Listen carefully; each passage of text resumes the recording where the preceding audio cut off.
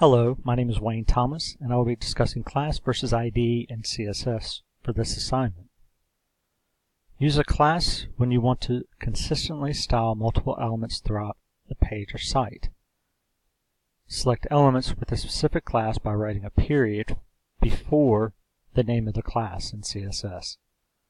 You can also specify a specific HTML element by writing the name of the element, then a period, followed by the name of the class. Classes themselves are not unique.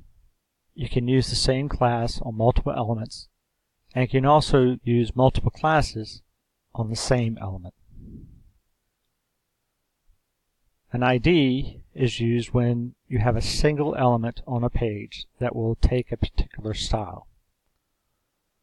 Each element can have only one ID, and each page can only have one element with that ID.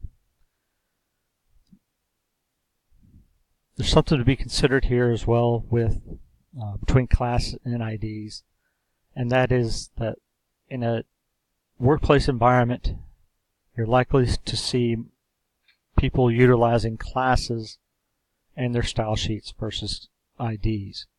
And the reason is in a team-oriented workplace environment where you're either using a third-party CSS style sheet or you have two teams working on a particular site and utilizing two different sheets, you don't know how that other team is going to utilize the ID name or element, so you actually want to go ahead and use a class so it doesn't make a difference, because the class is going to be more universal in that environment. All right, so now I want to go ahead and get to the code. I went ahead and created a basic HTML document, and what you can see is I've created a header here, also created several div classes, the first one being Book of Mormon class, second being class scriptures, and for instructional purposes I also included the ID favorite scripture, or fave scripture. So let's take a look, see what it looks like right now, and you'll see it's just a plain vanilla, black and white, no frills looking website. So we're going to go back and go ahead and start putting some code into our example CSS file. And I'm going to start with the first class being Book of Mormon.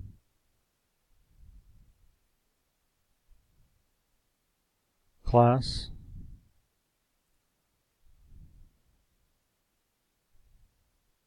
And we're going to do display. Flex. And then we're going to go ahead and type in the other class, which was .scripture, if I spell it correctly.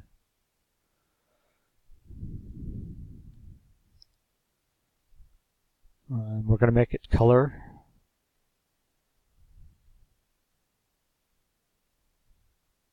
blue, and let's give it a border of 2 pixels,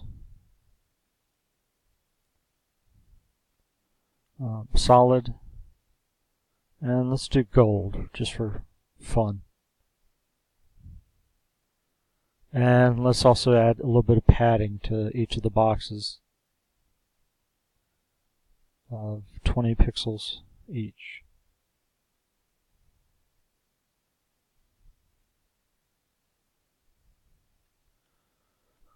And let's see what we got.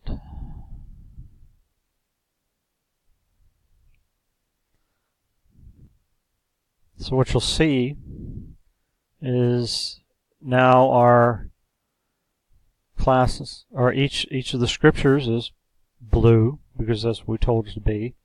We've given it a gold border. and we have padding on each side of 20 pixels each, so that there's nice spacing, is not all crammed up and so forth. So let's go back and let's add an ID element to it. So because we remember we added favescript as an ID, so remember ID starts with a pound sign, class starts with a period. So we got favescripture, and let's do color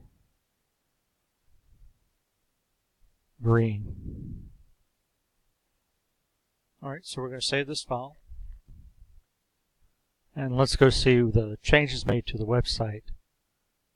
And what you'll see is where we identified fave scripture, and the CSS is turned the scripture green as we told it to, and the scriptures class remained blue as we had previously defined it.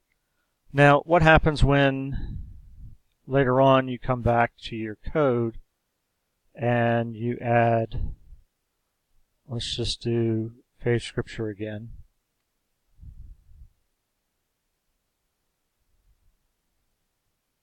And this time you make it purple.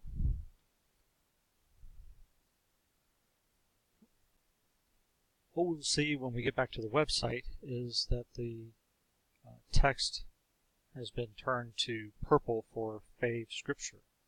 And that's because when the CSS style sheet reads, it reads from top to bottom.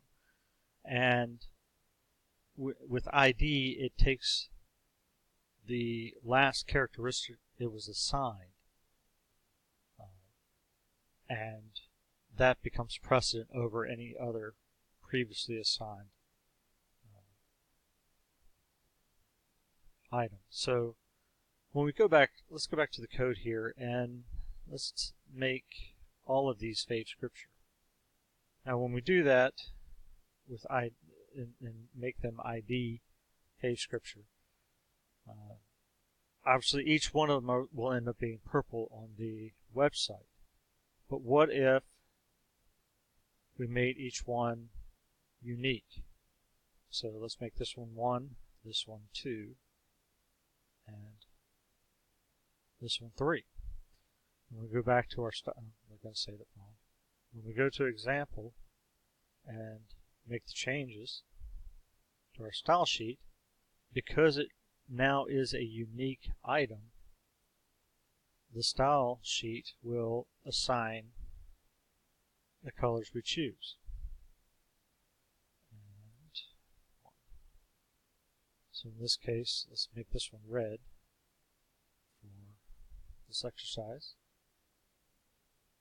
And save, and let's go to our website and take a look. And as you see, we now have green, purple, and red text. Thank you for your time in watching this video, and I hope that it has been of benefit to you.